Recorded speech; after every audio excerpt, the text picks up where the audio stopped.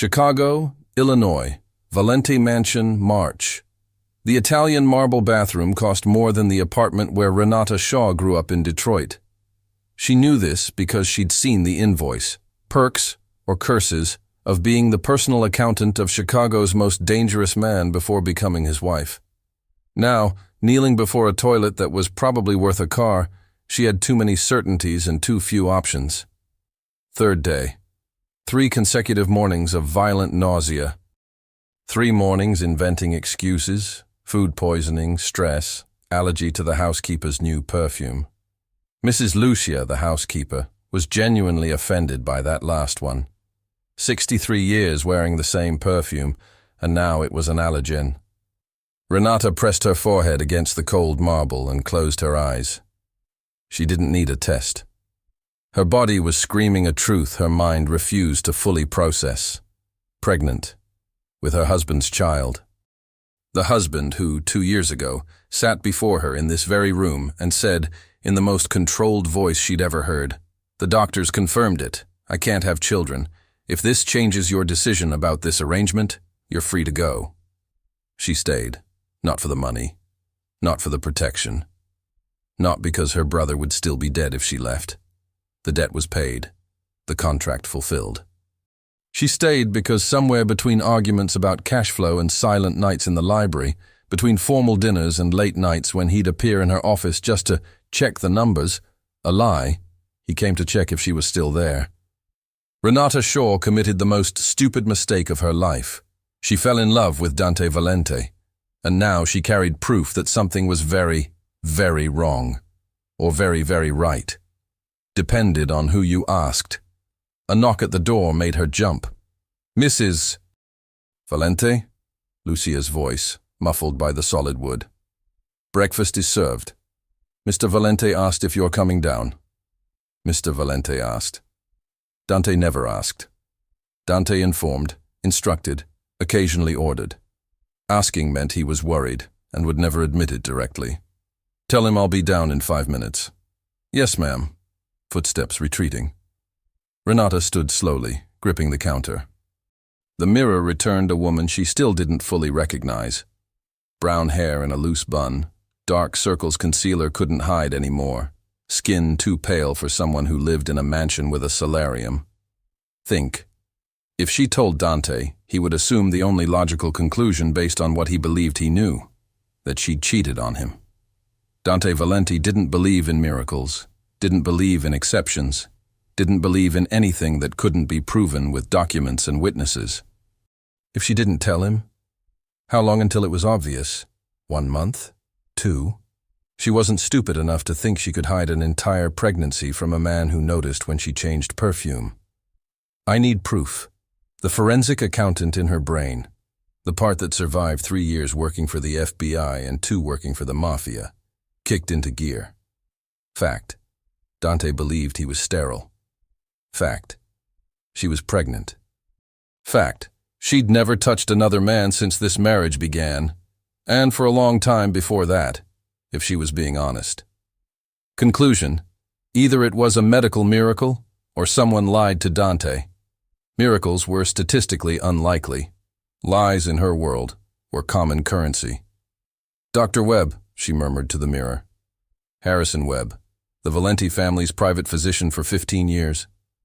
The man who delivered the diagnosis that destroyed something inside Dante, she still hadn't managed to fully rebuild. If there was a lie, it started with him. But first, survive breakfast. The Valente Mansion dining room was an architectural obscenity. Mahogany table for 20, crystal chandelier that required a dedicated employee just to clean it, and floor-to-ceiling windows overlooking gardens maintained by a staff of 6. Renata hated this room. Dante, seated at the head with the Wall Street Journal and a cup of black coffee, looked like he'd been born in it. "You're pale." "No, good morning." "No, how did you sleep?" Straight to the point. That's how he operated. "Good morning to you too, darling."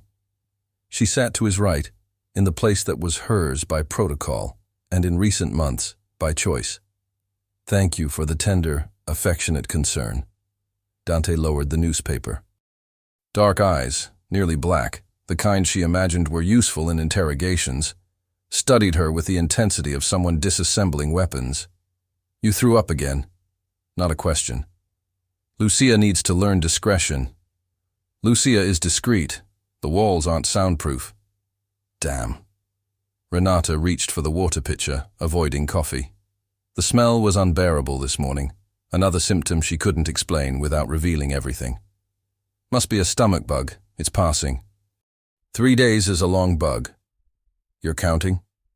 I notice. Something in the way he said that, I notice, made her stomach clench in a way that had nothing to do with nausea. This was the problem with Dante Valente. The man the world saw was ice and calculation, silent threat and controlled power. The man she knew, the one who appeared in fragments, in moments, in words he probably didn't even realize he said, was frighteningly observant in ways that mattered. He noticed when she wore her hair differently. Noticed when she stayed late at the office. Noticed when she had nightmares and pretended she didn't. And now he noticed something was wrong.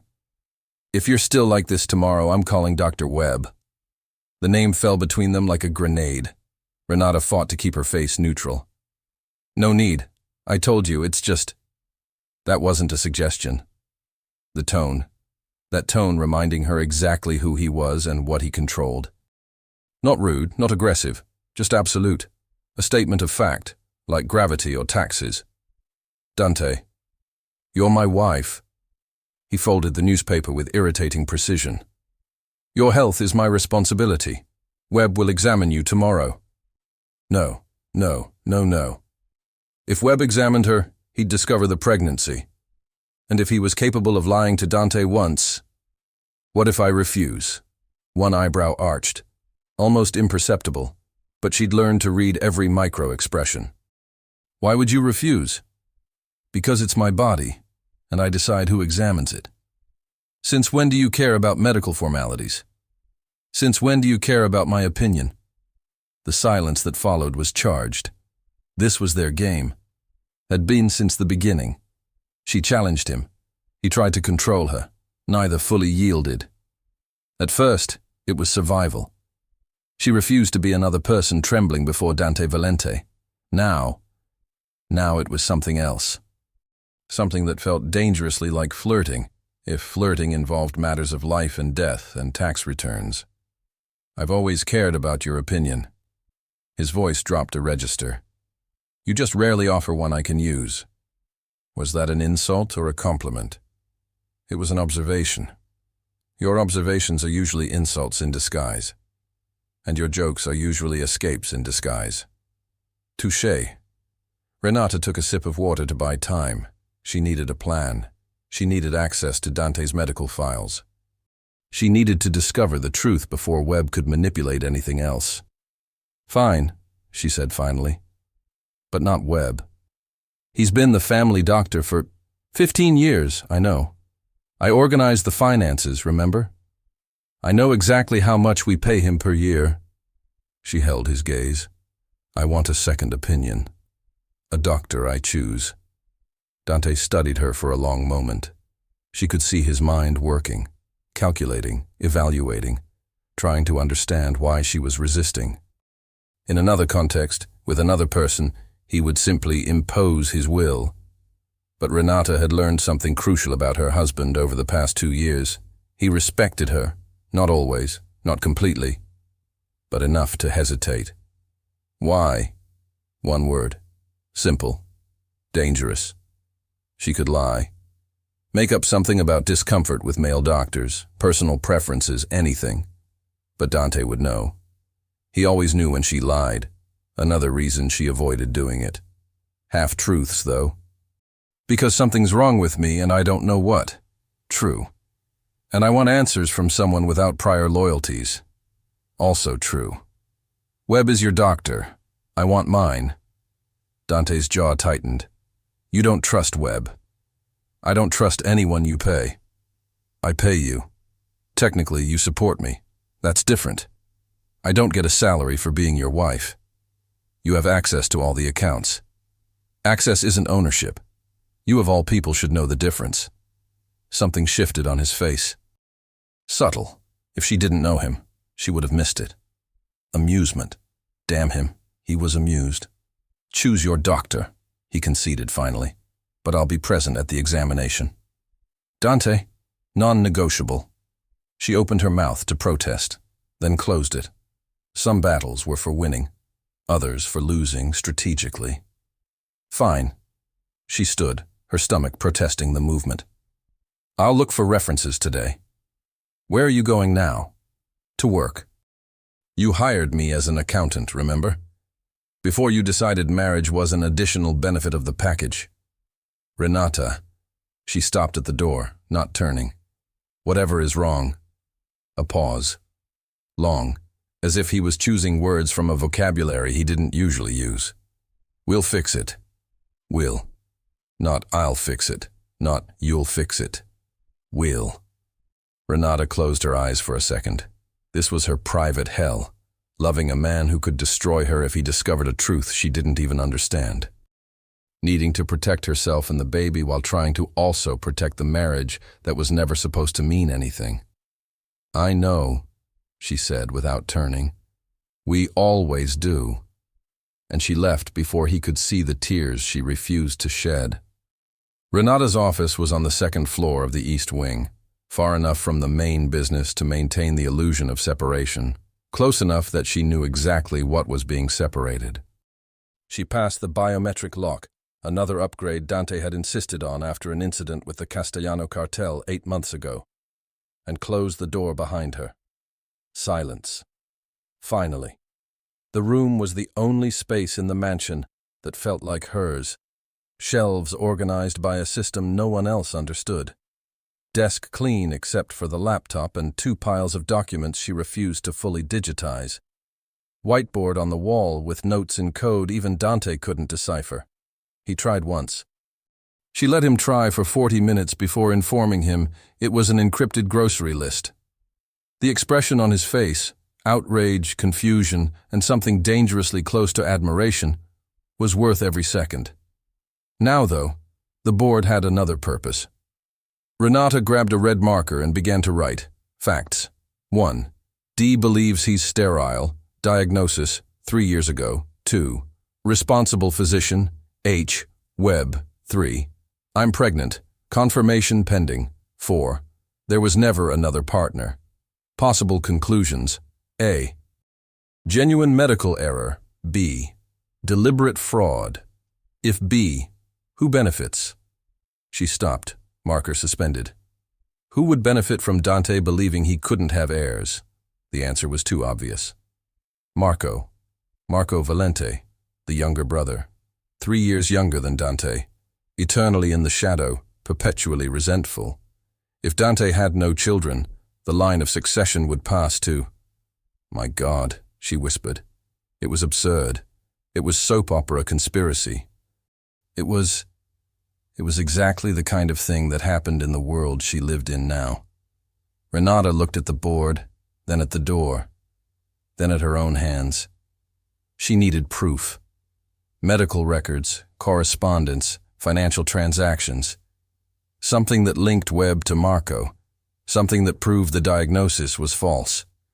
And she needed all of it before Dante discovered the pregnancy and drew his own conclusions. Before the man she loved looked at her with the eyes of a betrayed Don.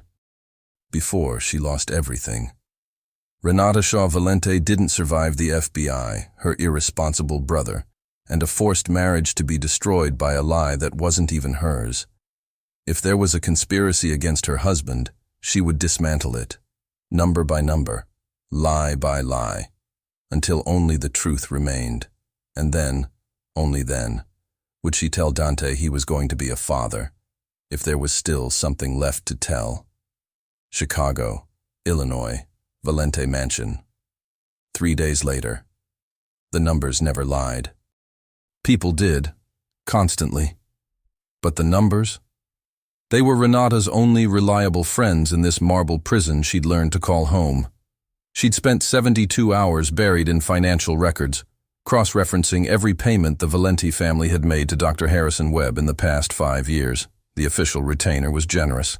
$15,000 monthly for being on call. Standard for a family physician serving Chicago's criminal elite. But there it was. A single transaction, buried in a shell company that fed into another shell company that eventually traced back to Webb's private account in the Caymans. $500,000. Dated exactly 2 weeks before Dante received his infertility diagnosis. And the source? VM Holdings. VM Valente, Marco. Gotcha, Renata whispered, her heart pounding. She photographed the screen, saved the files to 3 separate encrypted drives, and leaned back in her chair. Her hand moved instinctively to her still flat stomach. Your uncle is a bastard, little one. But Mommy's going to fix this. A knock at the door made her jump. She minimized the windows in one practiced motion. Come in. The door opened to reveal the last person she wanted to see. Marco Valente leaned against the doorframe, all easy smiles and calculated charm. Where Dante was sharp edges and controlled intensity, Marco was soft lines and practiced warmth. The kind of warmth that made you forget he was equally dangerous. Sister-in-law. His smile didn't reach his eyes. It never did. Working hard as always? Someone has to keep this family solvent. Dante doesn't pay you enough for that dedication. Dante doesn't pay me at all. I'm his wife, not his employee. Semantics. Marco stepped into the office uninvited, his gaze scanning the space with poorly concealed interest. I heard you've been feeling unwell. Renata's blood ran cold, but her face remained neutral. 3 years with the FBI taught her that much. Stomach bug, nothing serious. 3 days is a long time for a stomach bug. The exact words Dante had used. Was Marco listening? Or was paranoia finally consuming her? Your concern is touching, Marco. Unexpected, but touching. He laughed, a sound that might have been genuine from anyone else. We're family now, Renata. Your well-being matters to me. My well-being. Right. Was there something you needed? I have work to finish. Marco's eyes flicked to her computer screen, safely showing a mundane spreadsheet, then back to her face. Just checking in. Dante's been distracted lately. I wanted to make sure everything was running smoothly in his absence. Dante's in a meeting downstairs. He's hardly absent. Physically present, mentally elsewhere. Marco shrugged. He worries about you. It's sweet. I never thought my brother capable of such attachment. There was something in his tone, something that made Renata's skin crawl. We all have hidden depths, she said carefully. Indeed we do. Marco straightened, adjusting his cufflinks. Cartier, she noted, far more expensive than his supposed allowance should permit. Another thread to pull. Well, I won't keep you. Feel better, Renata. He was almost at the door when he paused. Oh, and if you ever need anything, medical attention, advice, a sympathetic ear, my door is always open. Family takes care of family. The words hung in the air long after he left. Renata stared at the closed door, her mind racing. He knew. She didn't know how, but Marco knew something was wrong with her. And if he knew, it was only a matter of time before he used it. She needed to move faster. Tonight, she would access Webb's personal files. The good doctor kept a home office in Lincoln Park. She'd seen the address in his billing records. A forensic accountant breaking into a physician's private residence wasn't exactly standard procedure. But then again, nothing about her life was standard anymore. Renata pulled up the blueprints for Webb's building, because of course Dante had blueprints for every property of value in Chicago, and began to plan. The numbers had given her a lead. Now it was time to find the rest of the truth, before Marco found her first. Lincoln Park, Chicago, 11:47 p.m. Breaking into a doctor's home office wasn't on Renata's FBI training curriculum, but improvisation that she'd mastered long before joining the bureau. Webb's brownstone was elegant, understated, the kind of place that whispered old money while hiding new sins. Renata had parked 3 blocks away, dressed in black jogger attire that made her look like any other late-night runner in the neighborhood. The security system was laughably simple. 12 seconds to bypass. Webb clearly trusted his reputation more than his locks. Arrogant bastard. Inside, the house smelled of cigars and antiseptic, an unsettling combination. She moved through the darkness with practiced efficiency, her phone's dim light guiding her toward the home office on the second floor. The office was meticulously organized. Mahogany desk, leather chair, filing cabinets that probably cost more than her first car. And there, humming quietly in the corner, his personal computer. Renata plugged in her USB drive and got to work. Webb's password was his medical license number. She'd memorized it from his billing records weeks ago.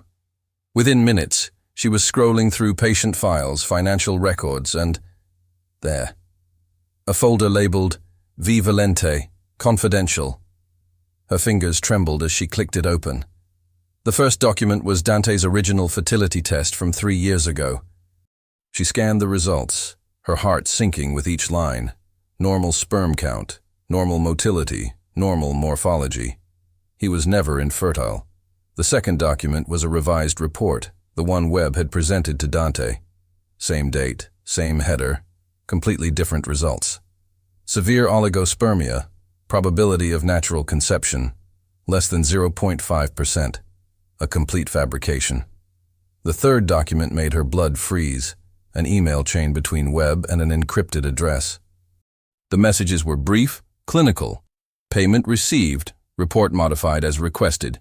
Patient believes diagnosis is genuine, no suspicion. The response, excellent. Maintain surveillance. Report any changes in marital situation immediately. Monsieur Marco.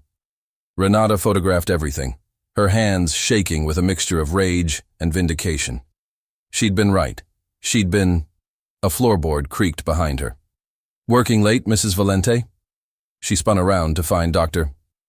Webb standing in the doorway, a gun pointed directly at her chest. He was wearing a silk robe, his silver hair disheveled, his expression far colder than any physician's should be. Dr. Webb. She forced her voice steady. Lovely home. The decor is a bit dated, but... Save the wit for your husband. Webb stepped closer, the gun unwavering. I assume you've seen the files. Hard to miss when they're labeled so conveniently. A failing of mine, organization. He smiled without warmth. The question now is what to do with you. Renata's mind raced. Her phone was recording. The USB drive had the files. If she could just... Marco won't let you kill me, she said, stalling. My death would raise too many questions. Marco doesn't need to know everything. Webb's finger tightened on the trigger. Accidents happen. A break-in gone wrong. Tragic, really. Dante will be devastated. He'll also be suspicious. And when Dante Valente gets suspicious, people disappear. Something flickered in Webb's eyes. Fear. Good. You don't know what Marco is capable of, he said, but his voice wavered. I know exactly what he's capable of. I also know what Dante is capable of. Renata took a step forward, gambling everything. Right now, I'm the only thing standing between you and a very slow death. Help me, and maybe you survive this. Help you? Webb laughed bitterly. Marco will kill me. Marco will kill you anyway once you're no longer useful. That's how men like him operate. She held his gaze. But Dante rewards loyalty, even late loyalty. The gun trembled. Silence stretched between them, thick, suffocating. Then Webb lowered the weapon. What do you want? A signed confession. Everything Marco paid you to do. Renata pulled out her phone. And you're going to record it, right now. 20 minutes later, she walked out of the brownstone with enough evidence to destroy Marco Valente. Now she just needed to survive long enough to use it. Valente Mansion, 2:34 a.m. The mansion was silent when Renata returned. She'd parked in the rear garage, slipped through the service entrance, and was halfway up the back stairs when the lights came on. Dante stood at the top of the staircase. He was still dressed. Suit jacket discarded, sleeves rolled to his elbows, tie loosened. The posture of a man who'd been waiting. The eyes of a man who wanted answers. "It's late," he said. Not a question. Couldn't sleep, went for a drive. In black athletic wear, at 2 a.m, without your security detail. Damn, she'd forgotten about the detail. I needed air. You needed something. Dante descended 2 steps, his movements deliberate, controlled. Want to tell me what? Renata's fingers tightened around the USB drive in her pocket. She had the evidence. She had Webb's confession. She could tell him everything right now and watch Marco's world crumble. But something stopped her. If she told Dante about the conspiracy, she'd have to tell him about the pregnancy. And if she told him about the pregnancy before he'd processed the betrayal from his own brother. Not yet, she said quietly. Something shifted in Dante's expression. Hurt, maybe, or disappointment. Both were rare on his face. You don't trust me. I trust you more than anyone alive. The words came out before she could stop them. True. Terrifying. But this isn't about trust. It's about timing. Timing. He repeated the word like it tasted bitter. Give me 48 hours. Then I'll tell you everything. And if I refuse, then I'll tell you anyway, but it won't go as well. She climbed the stairs until they were level, close enough to touch. Please, Dante. 2 days. He studied her face, searching for lies, for deception, for any crack in her armor. She let him look. She had nothing to hide except the things she was hiding for him. 48 hours, he finally said. Then no more secrets. No more secrets, she agreed. She moved past him toward their bedroom, but his hand caught her wrist. Gentle, questioning. Renata. She stopped. Whatever this is, you're not alone in it. Her throat tightened. This man, this infuriating, controlling, unexpectedly tender man, had no idea how much those words meant. I know, she whispered. That's why I'm fighting. The next morning, Renata found her opportunity at breakfast.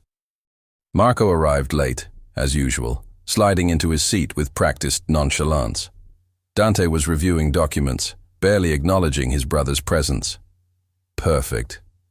Marco, Renata smiled sweetly. You look tired. Rough night. Nothing I couldn't handle. His return smile was razor-thin. And you? Feeling better? Much better, actually. Amazing what fresh air can do. Something flickered in his eyes. Suspicion.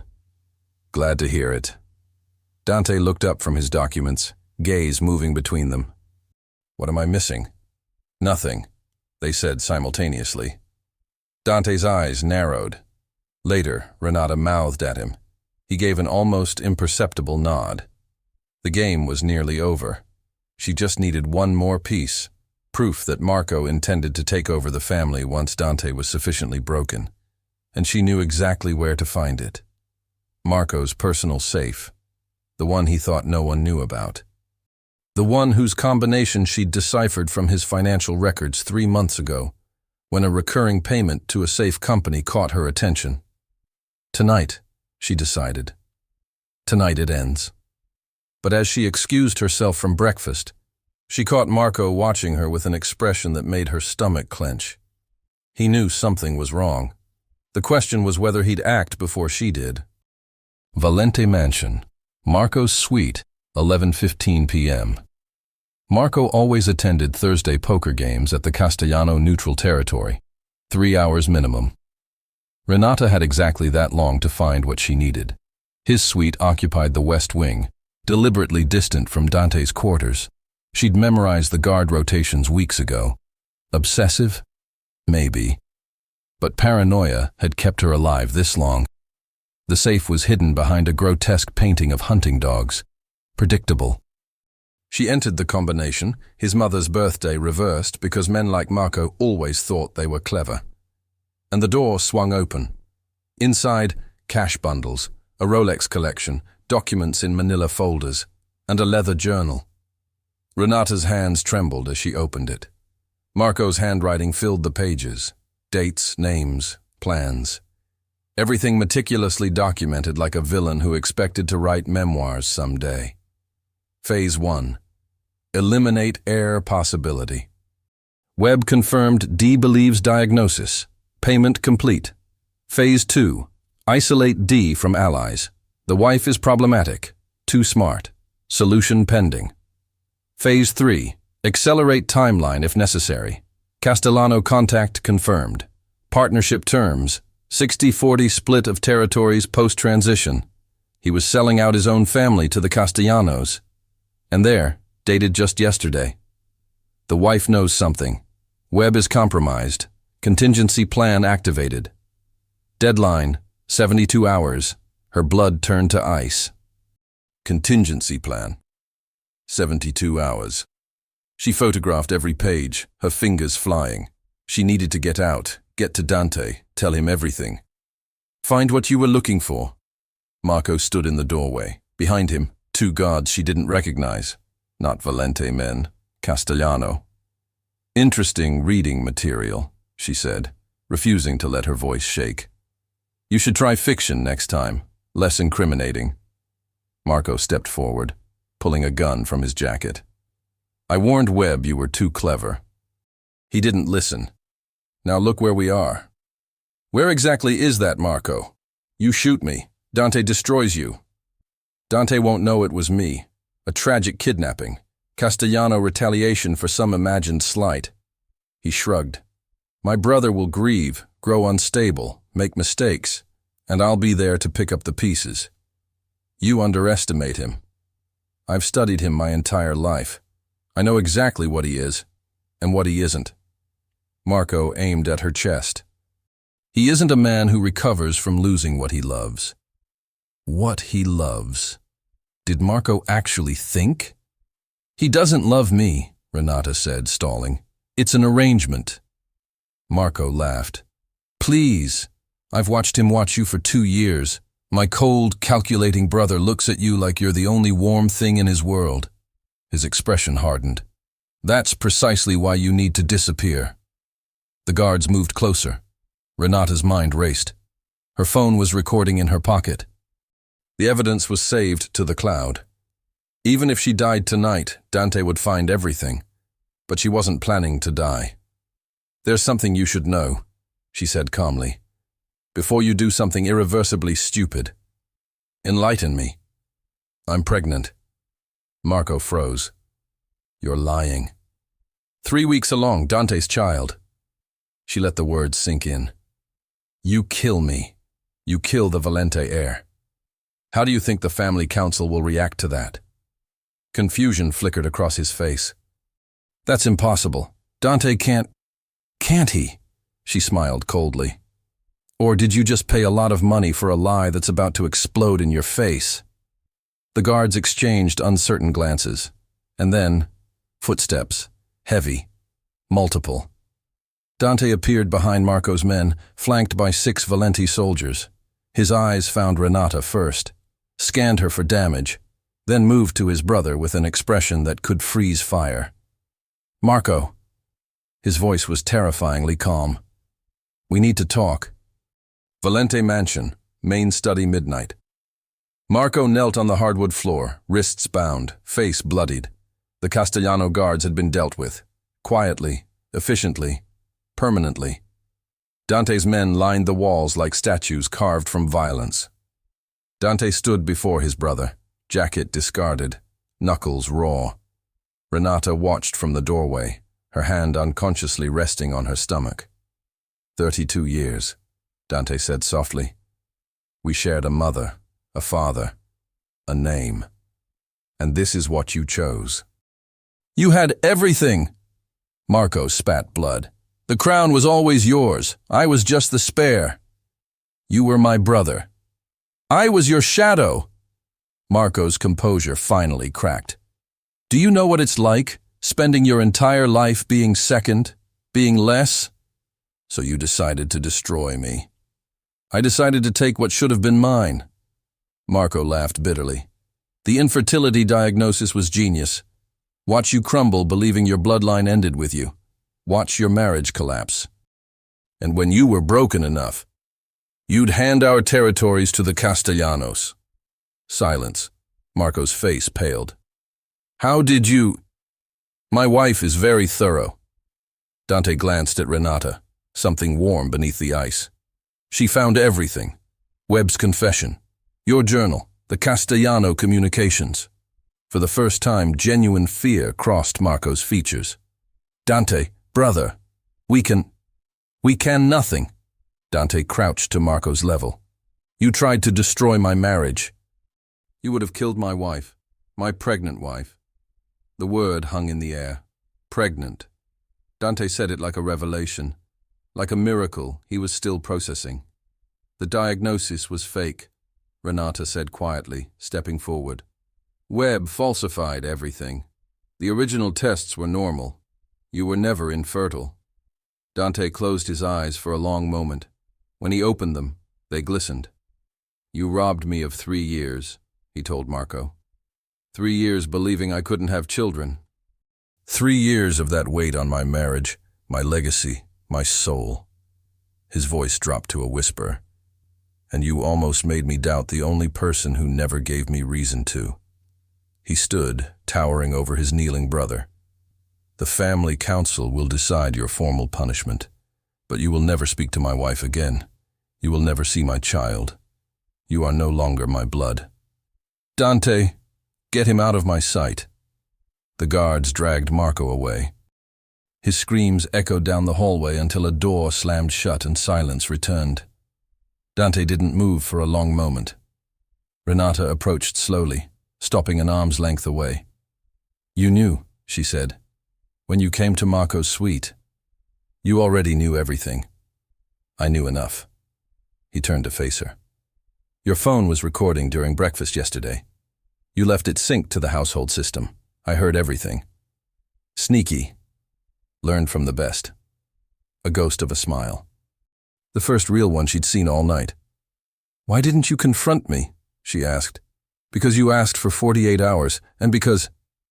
He paused, struggling with words. Because you were protecting me, even when you had every reason to protect yourself first. I wanted to see how far you'd go. Pretty far, apparently. Breaking and entering, threatening witnesses, standard Tuesday. Dante stepped closer, close enough that she could feel his warmth. You're pregnant. I'm pregnant. With my child. Unless there's another Dante Valente I should know about, yes. He didn't laugh. Instead, his hand rose slowly, hovering over her stomach without touching. May I? Renata's breath caught. This man, who commanded armies, who inspired terror, who controlled an empire with iron will, was asking permission to touch her. Yes, she whispered. His palm pressed gently against her abdomen, still flat. Nothing to feel yet. But his expression was everything. I thought I'd never have this, he said hoarsely. A family, a legacy beyond blood and money and fear. Now you do. Now we do. He looked up, eyes meeting hers. Renata, I need to say something. If it's an apology, it's not. He cradled her face with his free hand. I love you. I should have said it months ago. I should have said it the morning I realized I'd rather lose the empire than lose you. But I was afraid, and I was proud, and… She kissed him. Hard. Desperate. Filled with every emotion she'd suppressed for 2 years. When they broke apart, both breathing unsteadily, she smiled. I love you too, you impossible man. Now can we please go to bed? Your air is making me exhausted. Dante laughed, a real laugh, rare and beautiful. Whatever my wife commands. 9 months later, Victoria Elena Valente entered the world screaming, with her father's dark eyes and her mother's stubborn chin. Dante held her like she was made of glass and gold. She's perfect, he whispered. She's loud, Renata corrected from the hospital bed. Clearly your genes. Clearly your sarcasm. But he was smiling, And for the first time in his life, Dante Valente looked at his family, his real family, and felt something he'd never expected. Complete. The end.